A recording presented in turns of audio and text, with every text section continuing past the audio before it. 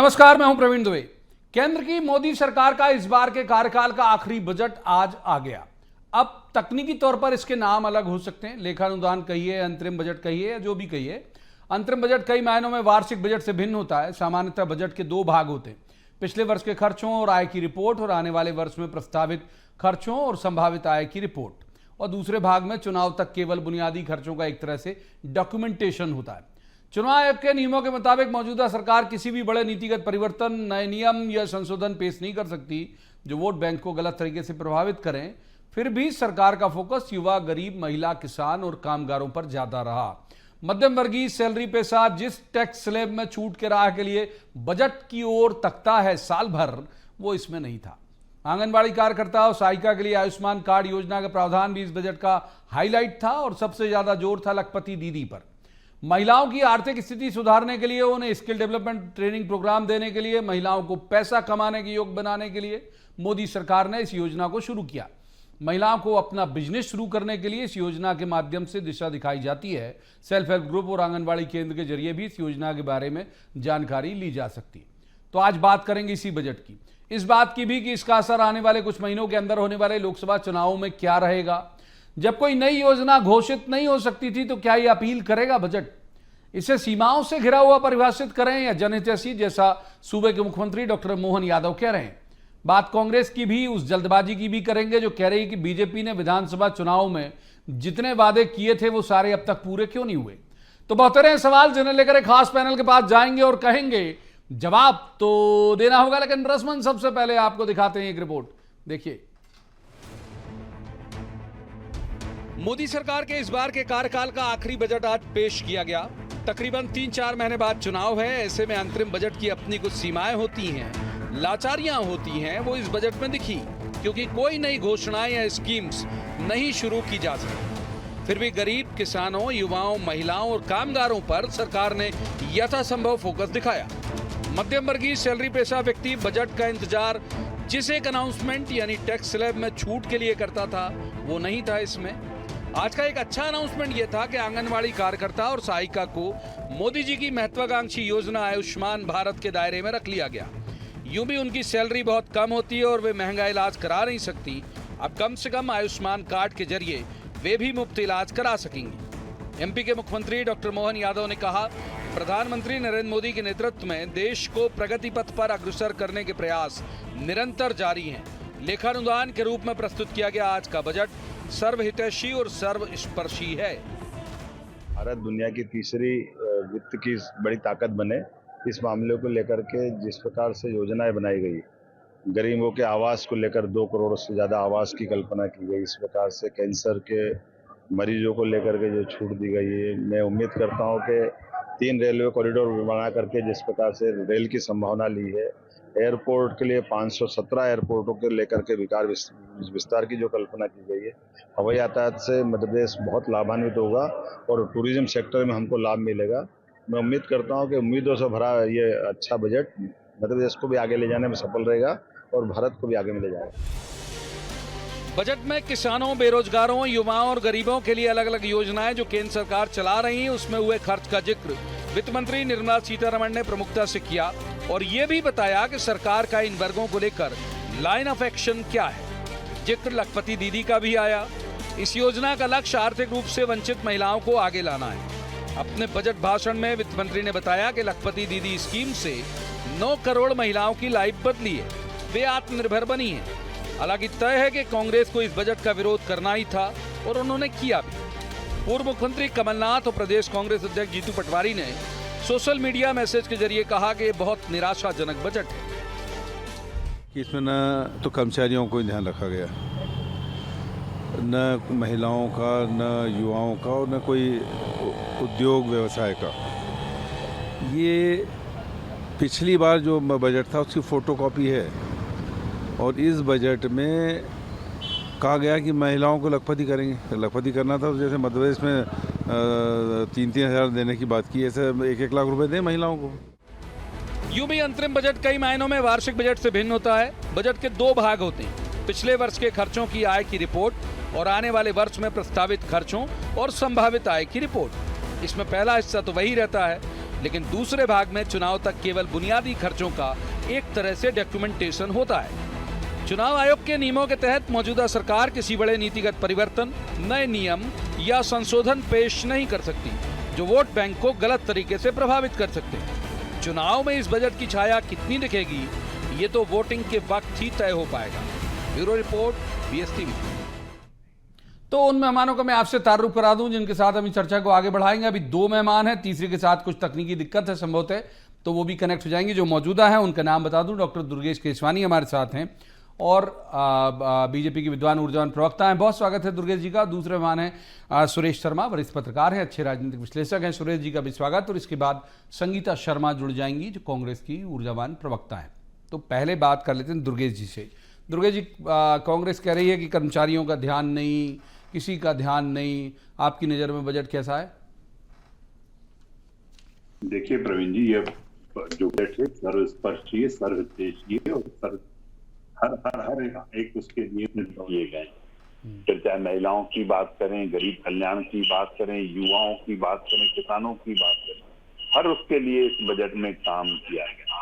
और जो आप जिस लखपति 3 करोड़ लखपति दीदी की बात करें, सोलर की बात करें कि सोलर एनर्जी को बढ़ावा देने का, ईवी को बढ़ावा देने का, और जो प्रमुख इस बजट के जो गेम चेंजर है वो है इनोवेशन के लिए 1 लाख करोड़ रुपए अलग से करने का, इनोवेटिव इन्वेस्टमेंट जो उन्होंने कहा है, और इंफ्रास्ट्रक्चर के लिए 11.1% जो हमने उसको ग्रोथ करने का काम बढ़ाने का काम किया है। और जो 3 रेल कॉरिडोर की जो बात हो रही है वो निश्चित रूप से वो गेम चेंजर के रूप में हमें दिखेंगे और जो ये मील का पत्थर साबित होंगे। जो हम 2043 में भारत में विकसित भारत की कल्पना कर रहे हैं उसके लिए ये निश्चित रूप से महत्वपूर्ण भूमिका निभाने का काम करेंगे। फिर चाहे आप देखेंगे कि 2014 तक देश में स्टार्टअप्स जो थे वो 350 के आसपास थे, हमारी सरकार में आके 1 लाख स्टार्टअप्स बढ़ने का काम किया। तो अनेक स्टार्टअप्स में हमने जो हमारे कांग्रेस के साथी आरोप लगाने का काम कर रहे हैं उद्योग और स्टार्टअप्स के रूप में, तो आप सिर्फ इस चीज को टेली करने का काम करिए कि 2014 तक देश में 350 स्टार्टअप हुआ करते थे जो बढ़कर 1 लाख हो गए। मेडिकल कॉलेज, हवाई अड्डे, रोड, ईवी को बढ़ावा देने का काम, ये सब काम हमारी सरकार के द्वारा किया। और निश्चित रूप से मैं आभार व्यक्त करता हूँ निर्मला सीतारमन जी का, देश के प्रधानमंत्री का, जो इतना सर्वस्पर्शी बजट, ऐतिहासिक बजट लाके लेके आने का काम किया। ठीक है, संगीता जी अगर कनेक्ट हो गई तो स्वागत करते हैं सबसे पहले संगीता जी का। और संगीता जी, आपकी पहली टिप्पणी बजट को लेकर, कैसा रहा बजट आपकी नज़र में? कुछ है भी या नहीं है? सस्ता महंगा तो कुछ हुआ नहीं है इसमें? प्रवीण जी, बिल्कुल, मुझे जो ये बजट लगा है वो पूरी तरीके से देश की, भारत की जनता को ठगने वाला बजट है। और जिस तरीके से मोदी जी को धन्यवाद दिया जा रहा है, तो मैं पूछना चाहती हूँ भारतीय जनता पार्टी के प्रवक्ता से कि किस बात का आप धन्यवाद दे रहे हैं। 2014 में मोदी जी ने कहा था कि 2 करोड़ रोजगार प्रतिवर्ष देंगे, तो अभी तक तो 20 करोड़ रोजगार देना चाहिए थे, तो रोजगार क्यों नहीं दिए? आप लखपति दीदी की बात करते हैं, लखपति भैया की बात क्यों नहीं करते हैं? आप देखिए कि देश का नागरिक कर्ज के बोझ से दबा हुआ है। 2014 में 43,000 का पर व्यक्ति पर कर्ज था। आज मोदी जी ने 1,19,000 का कर्ज कर दिया है प्रत्येक व्यक्ति पर। तो इस तरीके से देश को चलाएंगे? आर्थिक स्थिति, सामाजिक स्थिति, इन स्थितियों पर बिल्कुल भी ध्यान नहीं दिया जा रहा है। अंतरिम बजट केवल लोक लुभावन वादे किए जा रहे हैं जिससे जनता को लगे कि बहनें लखपति हो जाएगी, जैसे मध्य प्रदेश में लाडली बहनाओं के लिए कहा गया था। और अब मुश्किल हो रहा है इनको देना, कैसे भी करके दूसरे उसका लेकर, दूसरे डिपार्टमेंट का पैसा लेकर उसका हिस्से का पैसा वहां दिया जा रहा है। तो बहुत ही अंदर से स्थिति खराब है मध्य प्रदेश की भी, क्योंकि मध्य प्रदेश भी कर्ज में डूबा हुआ है और देश के एक नागरिक पर कर्ज चढ़ा हुआ है। ऐसे में एक अच्छा बजट यदि बताया जा रहा है तो मुझे लगता है इससे ज्यादा हास्यास्पद कुछ नहीं हो सकता है। इनकम टैक्स वैसा का वैसा है। जो महिलाओं को घरेलू सामान की जरूरत होती, राशन की जरूरत होती, दाल के भाव बढ़े हुए हैं, तेल के भाव बढ़े हुए हैं, किचन संभाला नहीं जा रहा है महिलाओं से, और आप कहां से उनको लखपति बना देंगे? महंगाई कम करेंगे वो खुद लखपति बन जाएंगी, रोजगार देंगे वो खुद लखपति बन जाएंगे। आप ना रोजगार दे रहे हैं ना महंगाई कम कर रहे हैं, ऊपर से टैक्स उनसे ले रहे हैं, तो आप देश की जनता का क्या नुकसान नुकसान कर रहे हैं, देश की जनता को नुकसान कर रहे हैं। सुरेश जी को इन कर लेते हैं संगीता जी, आपकी बड़ी बड़ी बात पूरी ले ली, सुरेश जी को इन करते हैं। सुरेश जी, बहुत सारे सरकारों के बजट आपने देखे हैं, केंद्र के, राज्य के, ये वाला हालांकि इसे हम पूर्ण बजट तो कह भी नहीं सकते, लेकिन फिर भी जो भी था ये आपकी नजर में कैसा था? देखिए, बजट के बारे में जो पहली प्रतिक्रिया होगी वो ये होगी कि ये बजट चूंकि अंतरिम है, यानी कि इसमें आप योजनाओं को अनाउंस नहीं कर सकते, नई चीजों के बारे में या नए ऐसे मुद्दे नहीं ला सकते जिनसे सरकार को चुनाव में लाभ हो। तो इसलिए इस बजट के बारे में प्रतिक्रिया भी उसी रूप में दी जाएगी, और वो ये है कि महिलाओं के प्रति इस बजट में व्यवस्थाएं हैं, किसानों के प्रति व्यवस्थाएं हैं, और उन्होंने उल्लेख किया है कि जो किसान है वो 11.8 करोड़ किसान लाभान्वित हो रहे हैं, वो उन्होंने स्पष्ट किया है। और सबसे बड़ी चीज ये है कि इंफ्रास्ट्रक्चर में इन्होंने तय किया है कि हम 11.1 करोड़ जो प्रतिशत जो बजट का हिस्सा है वो एक इंफ्रास्ट्रक्चर के लिए देंगे, जो इंफ्रास्ट्रक्चर इस समय एग्जीक्यूशन में है। ये सरकार पिछले यदि दोनों कार्यकाल को मिलाकर के देखें तो रोड कनेक्टिविटी और पर्यटन, इन चीजों पर बड़े रूप से केंद्रित हुई है। आप देखिए, एक प्रवीण जी महत्वपूर्ण जो बात है सरकारों की, विशेष रूप से वर्तमान सरकार की जो केंद्र में है, उसका एक फोकस रहा है कि जो अनप्रोडक्टिविटी वाले लोग हैं, जैसे महिलाएं हैं, जैसे गरीब है, जैसे तो जन धन योजना हो, लखपति दीदी हो, या सेल्फ हेल्प ग्रुप हैं, वो बना करके जैसे भी करके, तो हर आदमी की आमदनी बढ़ाने की बात हुई है। आमतौर से इंडस्ट्रियलाइजेशन, हालांकि महिलाएं बहुत प्रोडक्टिव होती हैं भाई जी, बात पूरी करिए। मैं आर्थिक पक्ष की बात कर रहा हूं, आप जो पक्ष की बात कर रहे हैं, देखिए काम करके जो आप वो करते हैं। अच्छा, एक क्या है कि भारत की अर्थव्यवस्था को सुदृढ़ करने के लिए आपको कृषि के बारे में विचार करना पड़ेगा, कृषि के बारे में विचार है। मैं एक बात कहकर के अपनी बात समाप्त कर रहा हूं। मैंने मनमोहन जी का साक्षात्कार लिया था भोपाल में, सिटी केबल था तब।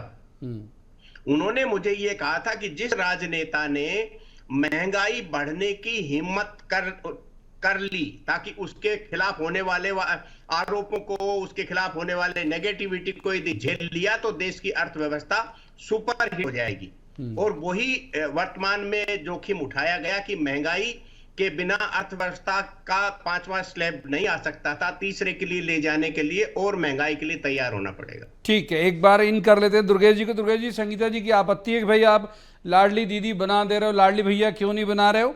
और दूसरी बात, उन्होंने रोजगार पर सवाल उठाए कि रोजगार की क्या व्यवस्था है। दुर्गेश जी, देखिए प्रवीण जी, संगीता जी निश्चित रूप से प्रश्न कर सकती हैं, क्योंकि वो राहुल गांधी की पार्टी की नेता है। हम लोकतंत्र में जब जनता ही जनार्दन होती है और जनता के बीच में जाकर ये महंगाई की बात कर चुके हैं, रोजगार की बात करते, और भी जो आरोप आलोचना है उनको लेकर ये जनता की अदालत में गए हैं। जनता ने इनका सूखा साफ कर दिया, इनको घर बिठाने का काम किया है। फिर अभी ये लाडली लक्ष्मी योजना की आप बजट में किसी और मत से लेके आ रहे हैं। इससे आपका क्या, किसी मत से लेके आ रहे हैं? हमने जो कहा है वो कर तो रहे ना। आप सिर्फ आरोप लगाना। एक सप्लीमेंट्री मेरा ले लीजिए, पीसी शर्मा जी तो कहना कि 1-1 लाख डालिए खाते में भाई। वो भी कह सकते हैं, मैंने बताया ना आपको, ये सब लोग इस तरह की बातें कर सकते हैं जिनको जनता ने घर बिठा दिया है। जनता इनके साथ खड़ी नहीं है, ये सिर्फ अपनी राजनीति कैसे चमकाई जाए, अपना काम कैसे किया जाए, उसके स्टैंडर्ड्स पे ये आके बात करेंगे। जनता से कोई लेना देना इनका है नहीं, जनता से कोई कनेक्शन इनका है नहीं, ये सिर्फ इस तरह की बातें करेंगे। महंगाई, रोजगार, आज शायद मुझे लगता है कि ये यहाँ तो आ गई तक वो जो आज के पेपर नहीं देख के आई है, जो आज जो माननीय मुख्यमंत्री जी ने आज रोजगार मेले में 5 लाख से युवाओं को 7,000 करोड़ रुपए डालने का काम किया है। जो जॉब सीकर से आज जॉब देने वाले वो बन के बैठे। तो ये अपने जो रोजगार से जुड़कर काम कर रहे हैं। कभी ये उज्ज्वला की बात करेंगे कि इन्होंने कहा, आज ही देख लीजिए 40 लाख बहनों के खाते में हम लोगों ने पैसे डालने का, 118 करोड़ रुपए डालने का काम किया है। और आप चिंता बिल्कुल भैयाओं की बिल्कुल मत करिए, जैसे लाडली बहना है वैसे लाडले भैया भी हैं। आप निश्चिंत होकर बैठिए। जवाब लेते हैं संगीता, ये जॉब सीकर को जॉब देने वाला बना रहे हैं भाई। ये लोग कह रहे हैं कि रोजगार की तो बात आप करिए ही मत, तो सब अमन अमान जो है वो बहाल होते जा रहा है एमपी में भी और देश में भी। इनको दिखाई नहीं देता ना कि लाखों बेरोजगार युवा सड़कों पर आते हैं और प्रदर्शन करते हैं, ये इनको दिखाई नहीं देता है क्योंकि भक्ति बहुत अलग तरीके कर रहे हैं इनके प्रवक्ता जी। मैं इनको ये बता देना चाहती हूँ कि ये कह रहे जनता से कोई लेना देना नहीं है, तो जनता से लेना देना तो आपको नहीं है। भारतीय जनता पार्टी को जनता से कोई लेना देना ही है, उनके जनमत से भी इनको कोई लेना देना नहीं है। जहां जहां सरकार होती है वहां सरकार को गलत तरीके से गिराने का काम करते हैं, फर्जी में ये लोग मेयर बना लेते हैं। झारखंड की सरकार के मुख्यमंत्री को जेल कर दी, तो इनका ईडी सीबीआई ये बिना आरोप के बिना जांच के सीधे जेल बिठाने का काम करता है, सरकार को गिराने का काम करता है, लोकतंत्र का अपमान करता है, जनमत का अपमान करता है। मतलब देश की जनता से अगर लेना देना किसी को नहीं है तो वो भारतीय जनता पार्टी को नहीं है। कांग्रेस को लेना देना है तभी तो भारत जोड़ो न्याय यात्रा निकाल रहे हैं। आपको क्या करना है? भारतीय जनता पार्टी का केवल एक काम है, आपस में जाति समाज धर्म सबको लड़ाओ, इवेंट करो, देश की जनता का मनोरंजन करो और सरकार बना लो अपनी मर्जी से।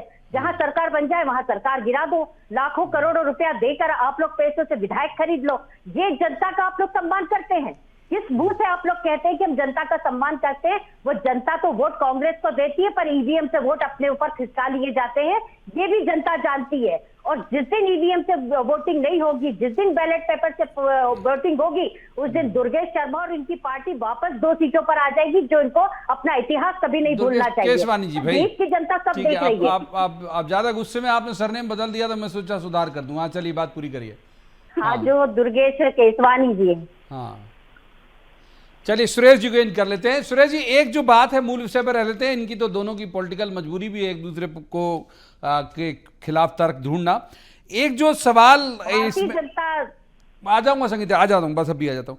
शर्मा जी, एक जो बात इसमें जो देखने लायक है कि भाई जय जवान जय किसान जय अनुसंधान नया नारा, वित्त मंत्री ने कहा कि ये जय अनुसंधान प्रधानमंत्री जी ने जोड़ा। हमने देखा कि चंद्रयान वाला सफल एक मामला हुआ, सूर्ययान वाला भी मामला है। तो ये इलेक्शन में भी आपको दिखेंगे शब्द, क्या उम्मीद करते हो आप? क्योंकि जाहिर बात है कि जो बजट हो चाहे कुछ भी हो, 3 महीने बाद जो चुनाव है तो बहुत सारी चीजें इनमें से ही निकल के इलेक्शन में आएंगी। आपकी टिप्पणी शर्मा साहब। नहीं, इलेक्शन में तो जाती हैं सारी बातें, और जो आखिरी बजट होता है वो इलेक्शन के लिए मैनिपुलेटेड होता ही है। इसमें कोई भी राजनीतिक पार्टी हो, सभी का यही मंतव्य रहता है। और यदि मान लो अनुसंधान वाली बात आती है तो 3 चीजें तो याद दिलाई ही जाएंगी। जैसे चंद्रयान का आपने कहा ही, सूर्य भगवान के पास भेजने वाला एक मामला था, फिर कोरोना वैक्सीन के मामले में भारत ने बराबरी करी विश्व की, वो भी एक मुद्दा आएगा ही। तो अनुसंधान के क्षेत्र में तो चलता ही है। और जहां तक इस बात का प्रश्न है कि देश की जनता के मामले, जनता की मानसिकता क्या है, तो वर्तमान में तो जनता की मानसिकता को पढ़ने का काम जो राजनीतिक दल कर लेता है वो सत्ता में आ जाता है। जिसने नहीं पढ़ने की कोशिश करी और ठान ही लिया कि हमें पढ़ना ही नहीं है जनता की मानसिकता को, तो फिर उसके बारे में तो कुछ कहा ही नहीं जा सकता ना। एक बार इन करते हैं दुर्गेश जी को। दुर्गेश जी, ये जो कह रही है संगीता जी कह रही है कि एक तो जनमत की परवाह नहीं करते हो आप लोग, आपका पब्लिक से कोई लेना देना नहीं है। और दूसरा मैं एक सवाल अपना भी एड ऑन कर देता हूं इसमें कि टैक्स स्लैब को लेकर उम्मीद थी लोगों को कि शायद कुछ उसमें बढ़ जाए। सैलरी जो लोग हैं उन्हें, वो तो एक दिन का इंतजार करते हैं, इस एक दिन का कि भाई देखते हैं शायद टैक्स स्लैब में हमारा बढ़ता है घटता है क्या होता है। दुर्गेश जी देखिए प्रवीण जी, ये अंतरिम बजट था। इसके बाद जो पूर्ण बजट हम लोग पेश करेंगे निश्चित रूप से वो भी हम आपके समक्ष आकर आपके साथ बैठकर जरूर स्वागत चर्चा करने का काम करेंगे। पर हमारी कांग्रेस की काबिल प्रवक्ता साथी भारत जोड़ो न्याय यात्रा की बात कर रही, जिन्होंने भारत को तोड़ने का काम किया, मजहबी आधार पर तोड़ने का काम किया, और आज बैठकर ये यहाँ पे बैठकर जो आरोप और प्रत्यारोप कर रही है, मुझे लगता है कि इससे इनको बचना या फर्जी में बोलना ही है तो बोल दीजिए। एक दो उदाहरण बताइए कब तोड़ा है भारत। आपकी बारी में वो बोलेंगे श्योर हो जाएगा। सुन लेते हैं इसके तुरंत बाद आपके तरफ आ ही रहा हूँ संगीता, तुरंत आ रहा हूँ आपके तरफ। पाकिस्तान नहीं था, अखंड भारत को तोड़कर पाकिस्तान बनाने का जो पाप किया है आपने, कोई क्या पाकिस्तान बनाने का, पाकिस्तान का बनाने का श्रेय आपके। ये जिस तरह से तिलमिला रही है, बिलबिला रही है ना, ये यही कारण है कि ये आरोप और नहीं सुन पाएंगी इस तरह के। और ईवीएम की बात कर रही थी हमारी काबिल प्रवक्ता साथी, कर्नाटका में सरकार बनी तो ईवीएम अच्छी है, जयवर्धन सिंह जीत गए तो ईवीएम अच्छी है, और जब लक्ष्मण से बोलते हैं कि भैया की जनता की नब्ज नहीं पकड़ रहे हो इसलिए ईवीएम खराब लग रही है आपको, तो इनको वो बुरे लगते हैं। इसीलिए मैं कह रहा हूं कि ये सेलेक्टिव राजनीति करने का काम, करने का परसेप्शन सेट करने का काम ये लोग करने का काम करते, ये सेलेक्टिव बात करेंगे, विशेष वर्ग की बात करेंगे, ये इधर उधर की सब बातें करेंगे, पर जो देश की जनता की चिंता करते हैं 24/7 365 दिन 5 साल जनता के बीच में रहने का काम करते हैं, उन पर ये आरोप लगाने का काम करेंगे। संगीता जी हैं क्या उपलब्ध? अगर कोई तकनीकी दिक्कत नहीं है, जैसे मुझे बता रहे हैं मेरे सहयोगी कि शायद कुछ तकनीकी दिक्कत है संगीता जी के साथ, तो तब तक के लिए शर्मा साहब के पास चलते हैं। शर्मा साहब, अभी हाल में राम मंदिर में जो भव्य राम मंदिर निर्माण हमारे रामलला विराज गए, वो एक बड़ा मामला था, सेंटिमेंटल जो है वो पूरा देश जो है उस बात को लेके एक हुआ। तो उसके बाद बीजेपी इतने सारे महिलाओं को जोड़ने के जतन और ये वो, माने चाहे तो कुछ चीजें इग्नोर भी की जा सकती हैं कि इस बार तो धर्म की लहर पर सवार होकर ही जीत सकते हैं, जैसे कयास लगाए जा रहे हैं। तो इन जो महिलाओं को जोड़ने के लिए बहुत सारी, मैं देख रहा हूं कि भाई टॉप की 5 बातें निकालें तो 4 महिलाओं से जुड़ी हुई हैं, ये कवायद कैसी दिखती है आप? प्रवीण जी, हम सब जानते हैं कि धार्मिक मामलों में महिलाओं का झुकाव जो है वो पुरुषों की बनिस्बत अधिक होता है। और 33% आरक्षण का मामला हो या नई संसद के 3 बिंदु बड़े महत्वपूर्ण हैं। पहला ये कि उसमें पहले ही दिन जो है 33% आरक्षण दिया गया महिलाओं को। दूसरा, पहली बार राष्ट्रपति के द्वारा जो संबोधन हुआ है अभिभाषण के रूप में, वो भी महिला के द्वारा, ये भी भारत की नई संसद का नया इतिहास है। और तीसरा, जो आम बजट रखा गया वो भी महिला के द्वारा रखा गया। तो ये सारे जो फैक्टर्स हैं ये लगातार जुड़ रहे हैं और महिलाओं को बेस बना करके ही बजट का एक बड़ा हिस्सा दिया गया है। तो महिलाओं के मामले में ये जानते हैं, जब ये मालूम था कि 3 तलाक वाले मामले में मुस्लिम महिलाएं आकर के भाजपा को वोट दे सकती हैं, तो महिलाओं पर केंद्रित करने, मध्य प्रदेश में लाडली बहना का मामला था, लाडली बहना का फैक्टर सबको मालूम था कि वो बड़ा प्रभावशाली हुआ। बाद में अलग बात है कि उसको रोकने के लिए बीजेपी वालों ने बोलना शुरू कर दिया, उसको जो है पंचर करने की कोशिश की गई। तो इस महिलाओं के बारे में एकजाई करके और कहीं कहीं मतदान के लिए प्रेरित करने का मोदी जी का जो एक मिशन है, उस मिशन के आधार पर जो है बजट में हम इशारा देख रहे हैं। ठीक है, संगीता जी को इन कर लेते हैं। संगीता जी, मैं सहमत हूं शर्मा साहब की बात से कि मोबिलाइज करती हैं महिलाएं, चाहे गांव की हो या शहर की, वोट के लिए कि भाई चलिए, और उन पर फोकस है। जो अभी आप थोड़ा डिस्कनेक्ट हो गई थी, मैं फिर से दोहरा देता हूं भाई, ये 4 बड़ी योजना हम देख रहे हैं, आशा कर्मी, आंगनबाड़ी कार्यकर्ता, इन सबको आयुष्मान के दायरे में लाना, ये सूर्योदय योजना के तहत इतनी बिजली फ्री देना, मैं अब उसे दोहराऊंगा, आपने उम्मीद है दिन भर पढ़ा ही हो, सुना होगा, 2 करोड़ नए घर और लखपति दीदी योजना, ये कमोबेश ये सब महिलाओं से जुड़ी हुई हैं। तो आपको नहीं लगता कि एक बड़ा जो वोट बैंक है उसको एड्रेस कर देते हैं ये लोग? देखिए प्रवीण जी, आप सहमत थे रमेश शर्मा जी की बात से, पर मैं बिल्कुल भी सहमत नहीं हूँ। अच्छा, महिलाएं वोट डालने नहीं निकालती हैं क्या? घर से निकालती हैं भाई? नहीं, मैं वही तो बता रही हूँ, क्योंकि रमेश जी ने एक बात कही कि महिलाएं धार्मिक मामलों में थोड़ा ज्यादा झुकाव रखती हैं। तो जब वो, आप जानते हैं कि जब महिलाएं धार्मिक मामलों में ज्यादा झुकाव रखती है, तो राम मंदिर के उद्घाटन में एक भी महिला को आपने नहीं बुलाया, न उनको हाथ लगाने दिया, न उनसे प्राण प्रतिष्ठा करवाई गई, उन्हें तो बिल्कुल दूर खड़ा रखा गया। आनंदीबेन पटेल को बुलाया। अब संसद भवन की बात करें तो वहां पर हमारे देश के राष्ट्रपति जी को नहीं बुलाया गया, और जिन्हें आमंत्रित किया गया उन्हें बाद में कह दिया गया बुलाया तो है पर आना नहीं आपको। तो इस तरीके से महिलाओं का अपमान किया है। जहां तक बात है कि मोदी जी ने शिवराज जी की योजना का, उन्होंने सोचा कि मध्य प्रदेश में लाभ मिला लाडली बहना का, तो उन्होंने लखपति दीदी नाम दे दिया। मतलब कहीं ना कहीं ये महिलाओं को ठगने का काम कर रहे हैं। महिलाओं को केवल वोट बैंक समझ के रखा है इन्होंने। महिलाओं के लिए कर क्या रहे? देश के अंदर यदि सबसे ज्यादा महिलाओं को अलग रखा जाता है, उनके हर कार्यक्रमों में आप देखिए महिलाएं दूर दूर तक दिखाई नहीं देगी, इनके संगठन में भी नहीं दिखाई देगी, और टिकट जब डिस्ट्रीब्यूट करते हैं, हमने मध्य प्रदेश के टिकट देखे थे, इन्होंने वहां भी नहीं किया। तो ये महिलाओं की बात तो करते हैं, महिलाओं से वोट तो लेते हैं, पर महिलाओं को हक देने की बात होती है तो उन्हें न्याय नहीं दिया जाता है। ये जो भारत जोड़ो न्याय यात्रा की बात कर रहे थे ना, देश की जनता न्याय चाहती है, देश की जनता अधिकार चाहती है, छोटा जवाब ले लेते हैं, छोटा जवाब लेते हैं, पूरा आपको पूरा अवसर दिया, छोटा जवाब। दुर्गेश जी, महिलाओं को एक तरह से यूज करते हैं, शब्द से ये नहीं था, भाव ये था संगीता जी का कि आप लोग यूज कर लेते हो, लाभ नहीं देते उनको। देखिए लाभ तो खुद मिल रहा है, ये बार बार लाडली बहना योजना की बात कर रही हाँ, हैं, मेरा लाडली ये था, लखपति दीदी की बात कर रही हैं। ये सिर्फ आरोप है इनके, ये इस तरह के बिल्कुल आरोप लगाने अच्छा, का चलिए, काम आरोप करेंगे। नहीं है तो उज्ज्वला बहना, अच्छा आरोप नहीं है क्योंकि तो ये बता दीजिए, मेरी बात पूरी नहीं हो पाई। उज्ज्वला कनेक्शन, उज्ज्वला योजना, कितनी योजना हमने क्या नहीं किया? क्योंकि आयुष्मान योजना अरे आज ही 118 करोड़ रुपए डाले, मैंने बताया ना संगीता जी, आप राहुल गांधी की पार्टी की नेता हैं। ठीक है, माफ कीजिए, आगे ले जाता मैं चर्चा को, लेकिन इजाजत नहीं देता वक्त। बहुत बहुत शुक्रिया तीनों मेहमानों का इस चर्चा में शामिल होने के लिए। तो जैसे हम एक बार कह सकते हैं कि भाई जिसका बजट और कुछ इस तरह के जो गवर्नमेंट के अनाउंसमेंट होते हैं वो अंधों के हाथी की कहानी की तरह होते हैं, जिसके हिस्से जो सिरा आता है वो वैसे परिभाषित करता है। कोई कहता है पिलर की तरह है, कोई कहता है रस्सी की तरह है, कोई कहता है पाइप की तरह है। तो जाहिर बात है कि विपक्ष अलग तरह से परिभाषित करेगा, सत्ता पक्ष अलग तरह की परिभाषित करेगा, वोटर किस तरह से परिभाषित करता है ये जरूर देखने वाली बात होगी, क्योंकि सारी कवायद, सारे प्रयास हो रहे हैं उसी के लिए, और इसके लिए थोड़ा इंतजार हमको करना होगा। आज की चर्चा में इतना ही। कल किसी खास मसले पर खास पैनल के साथ बैठकर कहेंगे, जवाब तो देना होगा।